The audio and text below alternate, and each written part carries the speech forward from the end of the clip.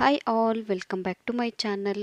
ಇವತ್ತಿನ ರೆಸಿಪಿ ಬಗ್ಗೆ ಹೇಳೋದಾದರೆ ತುಂಬಾ ಸಿಂಪಲ್ಲಾಗಿ ಮತ್ತು ರುಚಿಕರವಾದ ರೈಸ್ನ ಈ ರೀತಿಯಾಗಿ ಕೂಡ ನೀವು ಮಾಡ್ಕೊಬೋದು. ಅದು ಹೇಗೆ ಅಂತ ನಾನು ಈ ವಿಡಿಯೋನಲ್ಲಿ ನಿಮಗೆ ತಿಳಿಸ್ಕೊಡ್ತಿದ್ದೀನಿ.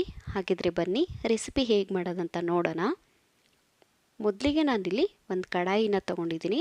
ಅದಕ್ಕೆ ನಿಮ್ಗೆ ಎಷ್ಟಾಗುತ್ತೋ ನೀವು ಅಷ್ಟು ಆಯಿಲ್ನ ಸೇರಿಸ್ಕೊಬೋದು. ನಂತರ ನಾನಿಲ್ಲಿ ಕಡಲೆ ಬೀಜನ ಹಾಕ್ಕೊತಾ ಇದ್ದೀನಿ. ಇದನ್ನು ನೀವು ಸ್ವಲ್ಪ ಹೊತ್ತು ಫ್ರೈ ಮಾಡೋಕ್ಕೆ ಹಾಗೆ ಬಿಡಬೇಕಾಗತ್ತೆ.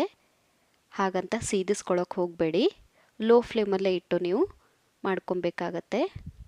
ನಂತರ ನಾನು ಇದಕ್ಕೆ ಸಾಸಿವೆನ ಹಾಕ್ಕೊತಾ ಇದ್ದೀನಿ. ಅದಾದಮೇಲೆ ಜೀರಿಗೆನೂ ಸಹ ಸೇರಿಸ್ಕೊತಾ ಇದ್ದೀನಿ.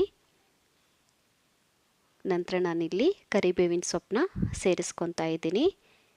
ಅದಾದಮೇಲೆ ಬೆಳ್ಳುಳ್ಳಿನ ಹಾಕ್ಕೊತಾ ಇದ್ದೀನಿ.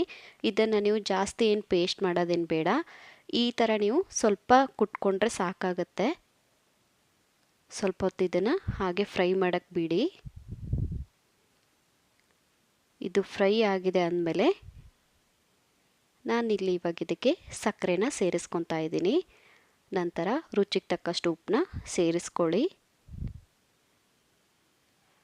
ಅದಾದಮೇಲೆ ಖಾರದ ಪುಡಿನ ಹಾಕ್ಕೊತಾ ಇದ್ದೀನಿ. ನೀವು ಬೇಕಾದರೆ ಹಸಿಮೆಣಸಿನ್ಕಾಯಿನೂ ಕೂಡ ಬಳಸ್ಕೊಬೋದು. ಅದಾದಮೇಲೆ ಅರಿಶಿಣ ಪುಡಿನ ಸೇರಿಸ್ಕೊಂಡು ಮತ್ತೆ ಇದನ್ನು ಚೆನ್ನಾಗಿ ಸ್ವಲ್ಪ ಹೊತ್ತು ಕೈ ಆಡಿಸ್ಬೇಕಾಗತ್ತೆ. ಹೈ ಫ್ಲೇಮಲ್ಲಿ ಇಡೋದೇನು ಬೇಡ.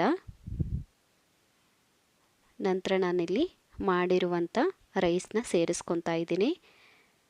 ಇದನ್ನು ಇವಾಗ ನೀವು ಚೆನ್ನಾಗಿ ಕಲಸಿದ್ರೆ ನಿಮಗೆ ಈಸಿಯಾಗಿ ಟೇಸ್ಟಿಯಾದ ರೈಸ್ ರೆಡಿ ಆಯಿತು. ಲಾಸ್ಟಲ್ಲಿ ಇದಕ್ಕೆ ಸ್ವಲ್ಪ ಕೊತ್ತಂಬರಿ ಸೊಪ್ಪನ್ನ ಮೇಲೆ ಹಾಕಿದರೆ ಇನ್ನೂ ಚೆನ್ನಾಗಿ ಟೇಸ್ಟ್ ಬರುತ್ತೆ ನಿಮಗೆ.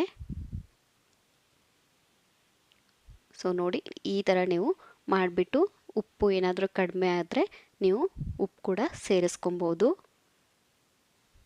ಸೊ ನೋಡಿದ್ರಲ್ಲ ಫ್ರೆಂಡ್ಸ್, ನಾವು ಎಷ್ಟು ಈಸಿಯಾಗಿ ಈ ಥರ ರೈಸ್ನ ಮಾಡ್ಕೊಬಹುದು ಅಂತ. ಹಾಗಿದ್ರೆ ಯಾಕೆ ಲೇಟು, ಇವಾಗಲೇ ಹೋಗಿ ರೆಸಿಪಿನ ಟ್ರೈ ಮಾಡಿ ಹೇಗಿತ್ತು ಅಂತ ಕಮೆಂಟ್ ಸೆಕ್ಷನಲ್ಲಿ ಕಮೆಂಟ್ ಹಾಕೋದನ್ನು ಮರಿಬೇಡಿ.